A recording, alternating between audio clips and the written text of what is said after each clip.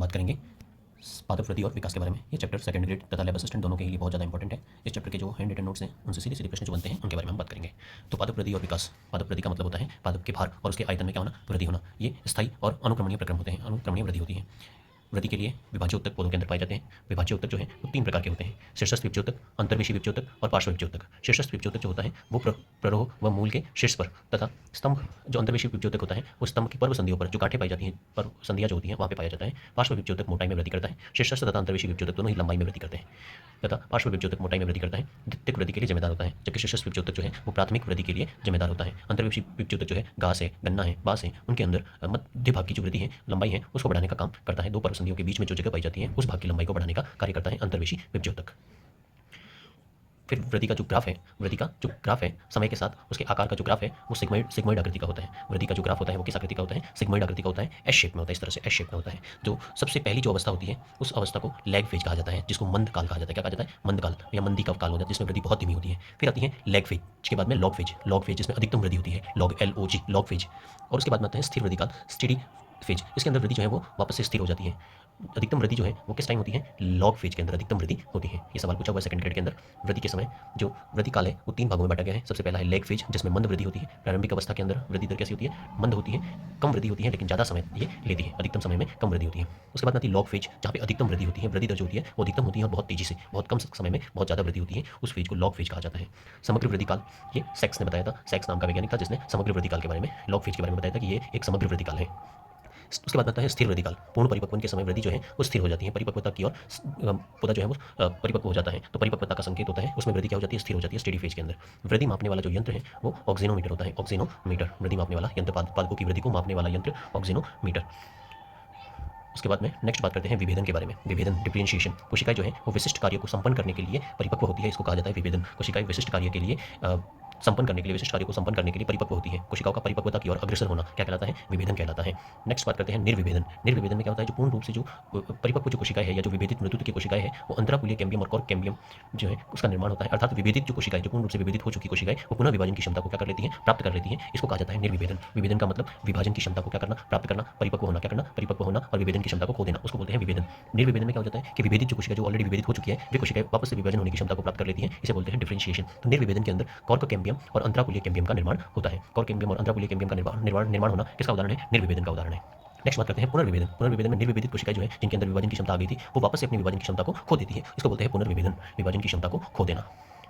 Next बात करते हैं वृद्धि नियामक पदार्थ। वृद्धि को प्रभावित करने वाले पदार्थ, वृद्धि को नियंत्रित करने वाले पदार्थ पौधों के अंदर हार्मोन्स होते हैं। कौन होते हैं, हार्मोन्स। जो हार्मोन्स है उस शब्द किसने दिया था, स्टार्लिंग ने हार्मोन शब्द दिया था। पादप हार्मोन को फाइटो हार्मोन कहा जाता है। थीमेन ने ये बात कही थी, पादप हार्मोन को थीमेन ने फाइटो हार्मोन नाम दिया था। थीमेन ने क्या नाम दिया था, फाइटो हार्मोन। पादप हार्मोन के लिए फाइटो हार्मोन वर्ड का इस्तेमाल किया था। फिर बात करते हैं वृद्धि हार्मोन। वृद्धि हार्मोन वृद्धि को बढ़ाने वाले हार्मोन और वृद्धि को रोकने वाले हार्मोन। वृद्धि को बढ़ाते हैं और ये वृद्धि को क्या करते हैं, कम करते हैं। तो वृद्धि को जो बढ़ाने वाले हार्मोन है इसमें ऑक्सिन, जिबेरेलिन, साइटोकाइन और इथाइलिन हार्मोन आते हैं, जबकि वृद्धि को रोकने वाला, संदमित करने वाला जो हार्मोन है वो एब्सिसिक हार्मोन होता है। तो सबसे पहले हम बात करते हैं ऑक्सिन के बारे में। किसके बारे में, ऑक्सिन के बारे में। ऑक्सिन 2 प्रकार के होते हैं, प्राकृतिक ऑक्सिन और संश्लेषित ऑक्सिन।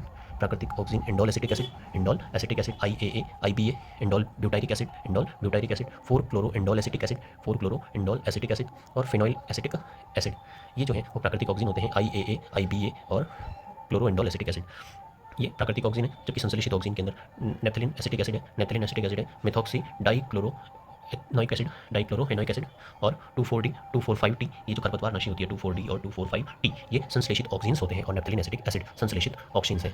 ऑक्सीन के जैव मापन हेतु जेई प्रांकुर वक्रता परीक्षण किया गया था। जेई प्रांकुर चोल वक्रता परीक्षण, एविना प्रांकुर चोल परीक्षण जो है वो किस हार्मोन के लिए, ऑक्सीन के जैव मापन हेतु किया गया था। कौन सा ऑक्सीन का लिया गया था, इंडोल एसिटिक एसिड के लिए। ऑक्सीन जो होता है वो सर्वप्रथम खोजा गया हार्मोन था, सर्वप्रथम सबसे पहले खोजा गया कौन सा हार्मोन था, पादप हार्मोन कौन सा था, ऑक्सीन। मानव के मूत्र से इंडोल एसिटिक एसिड को उन्होंने अलग किया था, मानव के मूत्र से ऑक्सीन हार्मोन को पृथक किया गया था। मानव के मूत्र से कोबलर और हेगन ने मानव मूत्र से इंडोल एसिटिक एसिड को अलग किया था। ऑक्सीन की जो खोज है वो FW वेंट ने जेई के प्रांकुर चोल से की थी। जेई के प्रांकुर चोल से FW वेंट ने ऑक्सीन की खोज की थी। इंडोल एसिटिक एसिड जो ऑक्सीन है उसको मानव मूत्र से पृथक किया था कोबलर और हेगन ने। ऑक्सीन 2 प्रकार के हैं, प्राकृतिक ऑक्सीन और संश्लेषित ऑक्सीन, जिसमें प्राकृतिक ऑक्सीन के अंदर इंडोल एसिटिक एसिड है, क्लोरो इंडोल एसिटिक एसिड है, फिनोइल एसिटिक एसिड है, IBA ब्यूटाइरिक एसिटिक एसिड है, इंडोल ब्यूटाइरिक एसिटिक एसिड है। ये जो होते हैं ये प्राकृतिक ऑक्सीन्स होते हैं, जबकि संश्लेषित ऑक्सीन के अंदर है नेप्थलीन एसिटिक एसिड 2,4-D और 2,4,5-T, ये जो होते हैं वो संश्लेषित ऑक्सीन होते हैं। उसके बाद में प्राकृतिक ऑक्सीजन का जो संश्लेषण है, प्राकृतिक ऑक्सीजन का जो संश्लेषण है वो ट्रिप्टोफॉन के द्वारा होता है। किसके द्वारा? ट्रिप्टोफॉन से होता है। प्राकृतिक ऑक्सीजन का संश्लेषण किससे होता है? उसका पूर्व पदार्थ कौन है? ऑक्सीजन का पूर्व पदार्थ ट्रिप्टोफैन।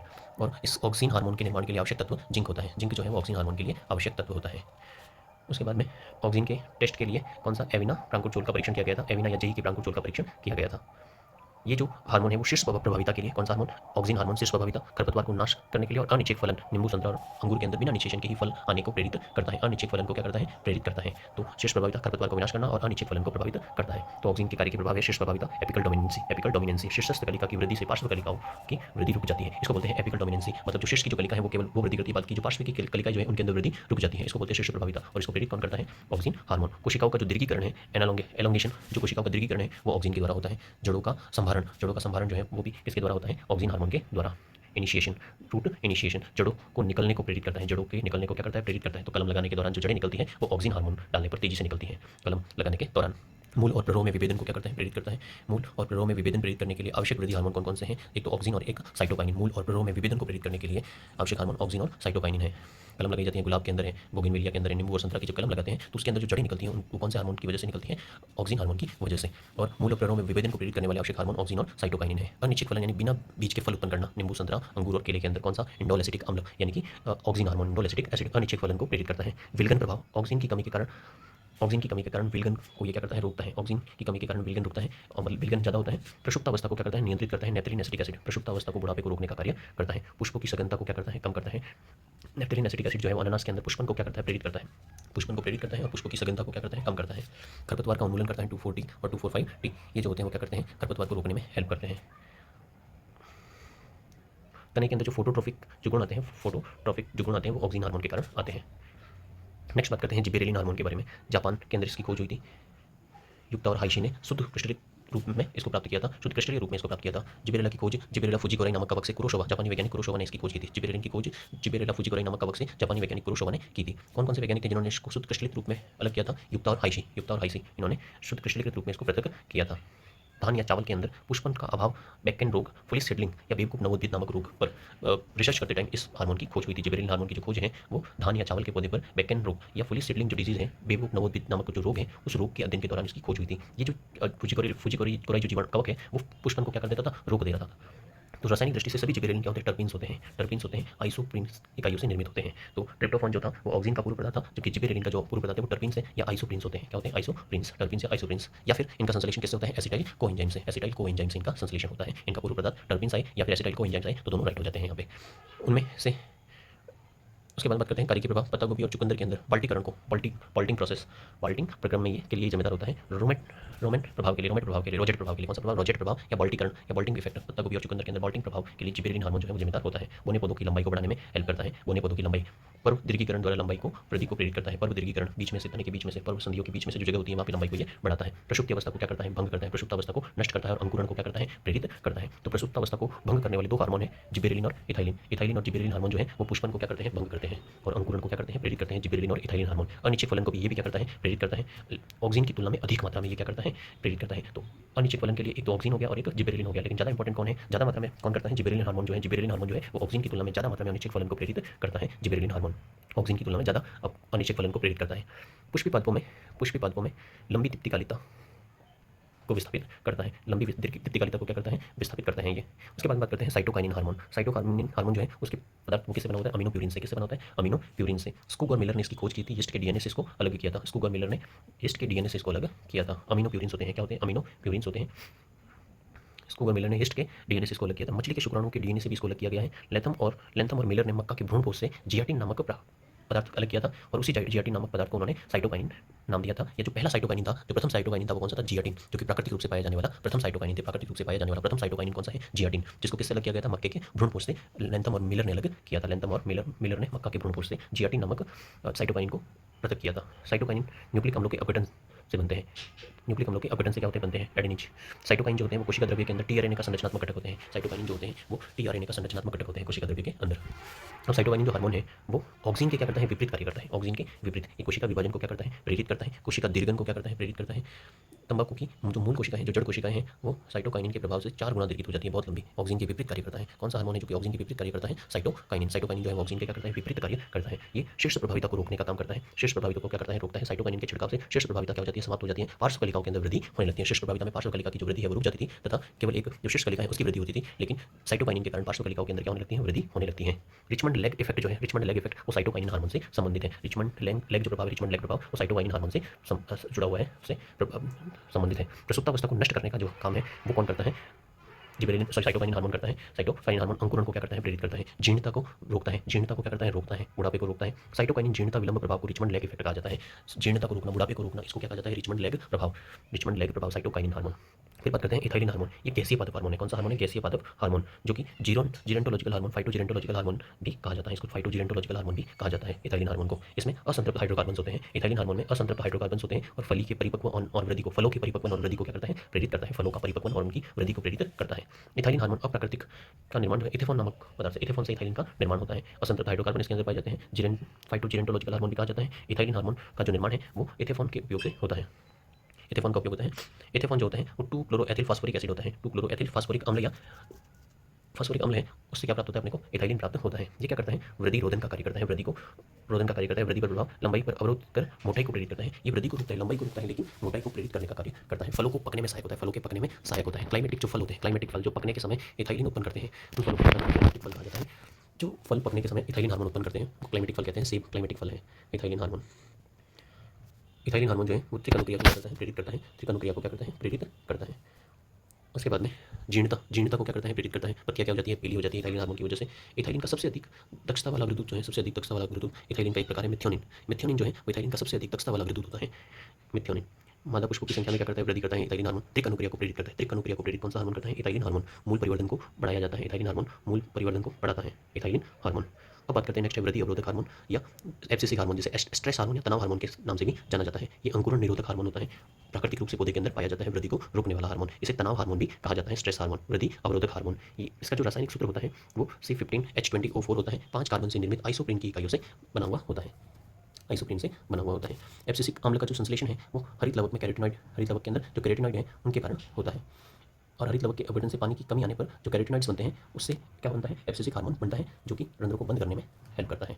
हरित लवक के अंदर, हरित लवक में जो कैरोटीनॉइड होते हैं उनके अपघटन से पानी की क्या हो जाती है? कमी हो जाती है, जिसकी वजह से एब्सिसिक अम्ल का संश्लेषण होता है। ये पत्तियों का विलगन, पत्तियां विलगित हो जाती हैं। बीज और कलियों के अंदर प्रसुप्तावस्था को लाता है। वाष्पोत्सर्जन रोधी, वाष्पोत्सर्जन का विरोध करता है, रंध्र को क्या कर देता है? ये बंद कर देता है। वाष्पोत्सर्जन क्रिया को कम कर देता है। वृद्धि का संदमन, कोशिका विभाजन और विभेदन को क्या कर देता है? अवरोधित कर देता है, कोशिका विभाजन को रोक देता है। और जीर्णता को प्रेरित करता है। इथाइलिन भी जीर्णता को क्या करता है? प्रेरित करता है। इसी तरह से जो एब्सिसिक हार्मोन है वो भी जीर्णता को प्रेरित करता है। तनाव हार्मोन इसलिए कहते हैं क्योंकि जल अभाव की स्थिति में एब्सिसिक अम्ल का क्या होता है? निर्माण होता है, जिसकी वजह से रंध्र क्या हो जाते हैं? बंद हो जाते हैं और वाष्पोत्सर्जन हार्मोन की क्रिया जो है क्या हो जाती है? कम हो जाती है। सूखा या सहिष्णुता से संबंधित हार्मोन कौन सा है? एब्सिसिक अम्ल। सूखा या सहिष्णुता से संबंधित रंध्रों की गति पर नियंत्रण कौन सा आयन के कारण? पोटेशियम आयन के कारण। रंध्रों की गति का जो नियंत्रण है वो पोटेशियम आयन के कारण होता है। अब वापस रिवीजन बोल देते हैं। तने में जो फाइटोट्रोपिज्म है, फाइटोट्रोपिज्म किसको कहा जाता है? ऑक्सीन के कारण, ऑक्सीन को कहते हैं तने में फाइटोट्रोपिज्म। शीर्ष प्रभाविता जो है वो ऑक्सीन के कारण, टर्मिनल कलिकाओं के अंदर, शीर्ष कलिकाओं के अंदर ऑक्सीन की जो सांद्रता, ऑक्सीन जो है वो फलों को गिरने से रोकता है। विलगन पर प्रभाव फलों को गिरने से रोकता है। ऑक्सीन प्रकाशानुवर्तन जो गति है, गुरुत्वानुवर्तन जो गति है वो ऑक्सीन हार्मोन के कारण होती है। उसके बाद में एविना प्रांकुर परीक्षण, एविना प्रांकुर परीक्षण इंडोल एसिड या ऑक्सीन हार्मोन की लिए होती हैं। उसके बाद में अनाज के बीजों के अंकुरण के समय होने वाली उपापचय क्रिया में जिबेरेलिक अम्ल जो है वो काम आता है। अनाज के जो बीज हैं, उन बीजों का जो अंकुरण है, उस अंकुरण के समय जो उपापचय क्रिया होती है उनके लिए जिम्मेदार कौन सा हार्मोन होता है? जिबेरेलिक अम्ल। फूलगोभी के अंदर जो रोजे इफेक्ट है वो जिबेरेलिन हार्मोन या पॉल्टिकरण जो प्रक्रम है वो जिबेरेलिन हार्मोन के कारण होता है। पादप टिश्यू कल्चर के दौरान जो मॉर्फोजेनेसिस को प्रेरित करने वाला जो हार्मोन है वो साइटोकाइनिन होता है। पादप टिश्यू कल्चर के अंदर उत्तक संवर्धन के दौरान मॉर्फोजेनेसिस को प्रेरित करने वाला हार्मोन कौन सा है? साइटोकाइनिन। साइटोप्लाज्म के विभाजन से साइटोकाइनिन जो है वो पतझड़ को रोकने का काम करता है। पतझड़ को क्या करता है? रोकता है। साइटोप्लाज्म के विभाजन के समय साइटोकाइनिन हार्मोन बनता है। शॉर्ट डे जो प्लांट है उनके अंदर पुष्पन को प्रेरित करता है साइटोकाइनिन शॉर्ट डे प्लांट में पुष्पन को प्रेरित करता है। और कोकोनट मिल्क जो फैक्टर है वो साइटोकाइनिन हार्मोन के कारण होता है। साइटोकाइनिन हार्मोन के कारण होता है। इसी साइटोकाइनिन हार्मोन के कारण जो टूटी हुई कटी हुई सब्जियां हैं या फूल जो है वो लंबे समय तक क्या रहते हैं? सुरक्षित रहते हैं साइटोकाइनिन हार्मोन के कारण। मक्के के जो बीज होते हैं और नारियल के दूध से पृथक, साइटोकाइनिन हार्मोन को मक्के के बीज से तथा नारियल के दूध से इसको पृथक किया गया है। नेक्स्ट बात करें एब्सिसिक अम्ल, पत्तियों का विलगन, फलों का गिरना, कलिकाओं को प्रसुप्ति अवस्था में ले जाना, रंध्रों को बंद कर देना, भयंकर सूखे के दौरान रंध्र को बंद कर देता है। और पुष्पन को क्या कर, ये तनाव हार्मोन कहलाता है, स्ट्रेस हार्मोन कहलाता है। उसके बाद में बात करते हैं दीप्तिकालिता के बारे में। दीप्तिकालिता दिन की वह लंबाई जो पौधों में पुष्पन के लिए अनुकूल होती है उसको दीप्तिकालिता कहते हैं। गार्नर और एलॉर्ड ने तंबाकू के पौधे के अंदर मैरीलैंड मैमोथ किस्म का विकास किया था। गार्नर और एलॉर्ड ने। दीप्तिकालिता जो है वो 3 प्रकार की होती है। दीप्तिकालिता के आधार पर 3 प्रकार के पौधे होते हैं। अल्प दीप्तिकाली पौधे या लघु दिवस प्लांट, शॉर्ट डे प्लांट। अल्प दीप्तिकाली पौधे जो दीर्घ रात्रि पादपी कहलाते हैं। दीप्तिकाल से कम अवधि तक क्या मिलता है इनको, प्रकाश दिया जाए तो वो पुष्पन को क्या करते हैं, प्रेरित करते हैं। इनके अंदर पुष्पन अच्छा होता है। 12 घंटे से कम लंबा दिन और सतत लंबी रात पुष्पन को क्या करते हैं, प्रेरित करते हैं। पुष्पन को प्रेरित करने के लिए दिन जो है वो क्या होना चाहिए, छोटा होना चाहिए, और रात जो है वो लंबी होनी चाहिए और कंटिन्यू होनी चाहिए। तो वो पुष्पन को क्या करते हैं, प्रेरित करते हैं। सतत अंधकार की अवधि को प्रकाश पुंज देकर तोड़ने पर पुष्पन जो है वो नहीं होता है, यानी लंबे रात जो है वो लंबी होनी चाहिए, लेकिन उस रात के बीच में अगर प्रकाश दे दिया जाए तो फिर पुष्पन नहीं होता है पौधों के अंदर। जो शॉर्ट डे प्लांट है, तंबाकू, सोयाबीन, मक्का, डहेलिया, शुक्रकंद और सरसों, इनके अंदर। उसके बाद में जो दीर्घ दिवस प्लांट है या दीर्घ दीप्तिकाली प्लांट, जिनके अंदर अल्परात्रि पादप भी कहते हैं और लॉन्ग डे प्लांट भी कहलाते हैं, जिनके अंदर क्रांतिक दीप्तिकाल से अधिक समय तक इनको क्या दिया जाए, प्रकाश दिया जाए तो वो पुष्पन को प्रेरित करते हैं। 20-12 घंटे से अधिक सतत लंबा क्या होना चाहिए, दिन होना चाहिए और अंधकार वाली छोटी सी रात होनी चाहिए। सतत प्रकाश की अवधि को अंधेरा देकर दे दिया जाए तो फिर पुष्पन वहाँ पे नहीं होता है। जैसे कि आलू है, गेहूँ है, पालक है, गाजर है, चुकंदर है, मूली है, ये सब जो प्लांट है वो कैसे प्लांट है, लॉन्ग डे प्लांट है। आलू, गेहूँ, पालक, गाजर, चुकंदर और मूली। चुकंदर जो है वो शॉर्ट डे और लॉन्ग डे दोनों प्रकार का है, जबकि सरसों, सोयाबीन, मक्का, गन्ना ये सब शॉर्ट डे प्लांट्स होते हैं। उसके बाद में तीसरे हैं दिवस उदासीन प्लांट। पुष्पन क्रिया को दीप्तिकाल का कोई प्रभाव नहीं होता है, जिनका पुष्पन की क्रिया पर दीप्तिकाल दीप्ता का कोई प्रभाव नहीं होता, उनको बोलते हैं दिवस उदासीन पादप। टमाटर है, कपास है, मक्का है, मिर्च है, सूरजमुखी है, इनके अंदर कोई भी प्रभाव नहीं होता, दीप्तिकालिता का कोई भी प्रभाव नहीं होता है। दीप्तिकालिता का जो प्रेरण स्थल है वो पत्ती और कलिका होती है। पत्ती और कलिका जो है वो दीप्तिकालिता का प्रेरण स्थल होता है। चेरियाकान केवल चेरियाकान प्लांट के अंदर केवल पत्तियों के अंदर दीप्तिकालिता का प्रभाव होता है। तरुण पत्तियों की अपेक्षा पूर्ण विकसित पत्तियों के अंदर ज़्यादा मात्रा में दीप्तिकालिता के प्रति वो क्या होती है, संवेदी होती है। दीप्तिकालिता के लिए जो सिद्धांत दिए गए थे, फ्लोरीजन परिकल्पना चेलियाकान ने दी थी। चेलियाकान फ्लोरीजन परिकल्पना, इसमें पुष्पन के निर्माण को प्रेरित करने वाला जो पदार्थ है फ्लोरीजन, पुष्पों को निर्माण को प्रेरित करने वाला पदार्थ फ्लोरीजन हार्मोन, जो कि पत्तियों के अंदर निर्मित होता है। फ्लोरीजन हार्मोन का निर्मित होता है पत्तियों के अंदर। फ्लोरीजन जो हार्मोन है वो जिबेरेलिन और एंथेसिस दो टाइप के हार्मोन्स उत्पन्न करते हैं। जिबेरेलिन जो है वो दीर्घ दीप्तिकाली पादपों के अंदर पुष्पन को क्या करता है, प्रेरित करता है। जिबेरेलिन जो है वो दीर्घ दीप्तिकाली पादपों के अंदर स्तंभ की लंबाई और वृद्धि के लिए जिम्मेदार होता है, जबकि दूसरा प्रकार का फ्लोरीजन जिसे एंथेसिस बोलते हैं, ये पुष्पन के लिए आवश्यक अल्पदीप्तिकाली पौधों के लिए, अल्पदीप्तिकाली पौधों के लिए। जिबरेलिन जो है वो दीर्घ दीप्तिकाली पौधों के लिए स्तंभ की लंबाई और वृद्धि को प्रभावित करता है, जबकि एंथेसिस जो है वो अल्प दीप्तिकाली पौधों के लिए पुष्पन को प्रेरित करता है। तो दो प्रकार के फ्लोरीजन होते हैं, जिबरेलिन और एंथेसिस। उसके बाद में फाइटोक्रोम सिद्धांत। फाइटोक्रोम जो सिद्धांत है, फाइटोक्रोम सिद्धांत को बॉर्थविक और हेंड्रिक्स ने दिया था। बॉर्थविक और हेंड्रिक्स ने दिया था फाइटोक्रोम सिद्धांत। फिर बसंतीकरण लेंस को ने चावल के पौधे के अंदर पादपों को शीत उपचार द्वारा पुष्पन प्रेरित करना। शीत उपचार के द्वारा क्या करना, पुष्पन प्रेरित करता, पादपों को निम्न ताप पर क्या करना, उपचारित करना, इसको बोलते हैं बसंतीकरण। एक वर्षीय पादप जो पुष्पन पर प्रकाश का मुख्य प्रभाव होता है, तापमान का द्वितीय प्रभाव भी कहते हैं, तापमान का द्वितीय प्रभाव भी कहते हैं। और द्विवर्षीय पादप में प्रथम वर्ष कायिक वृद्धि होती है, द्वितीय वर्ष में क्या होती है, शीत ऋतु के अभाव में इनके अंदर पुष्पन नहीं होता है। द्वितीय वर्ष में इनको पुष्पन के लिए वृद्धि करते हैं। दीप्तिकालिता की जो ग्रही अंग है दीप्तिकालिता की, वो पत्ती और कलिकाएं होती है, पत्ती और कलिकाएं। बसंतीकरण के लिए प्ररोशीर्ष, जड़ शीर्ष, भ्रूण शीर्ष, ये भाग जो है वो बसंतीकरण के लिए आवश्यक होते हैं। बसंतीकरण प्रक्रिया के अंदर क्या होता है, बीजों को भिगोकर ठंडे तापमान में रखा जाता है तो वर्नेलिन नामक एक पदार्थ बनता है, वर्नेलिन, जो कि फ्लोरीजन उत्पन्न करता है। फ्लोरीजन जो है वो पुष्पन को प्रेरित करता है। तो दीप्तिकालिता के लिए फ्लोरीजन हार्मोन जिम्मेदार होता है, जबकि वसंतीकरण के लिए कौन, वर्नेलिन जो है वो जिम्मेदार होता है। वर्नेलिन फ्लोरीजन उत्पन्न करता है और फिर पुष्पन होता है। सीड डोर्मेंसी, सीड डोर्मेंसी, बीजों के अंकुरण और बीजों के अंकुरण न होने की अवस्था को क्या बोलते हैं, सीड डोर्मेंसी बोलते हैं। सीड डोर्मेंसी, बीज प्रसुप्ति के कारण बीज लंबे समय तक क्या बने रहते हैं, जीवनक्षम बने रहते हैं। बीजों में प्रसुप्त अवस्था बढ़ाना, जिबरेलिन और इथाइलिन हार्मोन। प्रसुप्ति, प्राथमिक प्रसुप्ति बीजों में परिपक्वन के तुरंत बाद आ जाती है। बीजों में परिपक्वन के तुरंत बाद, द्वितीय प्रसुप्ति परिपक्वन के बाद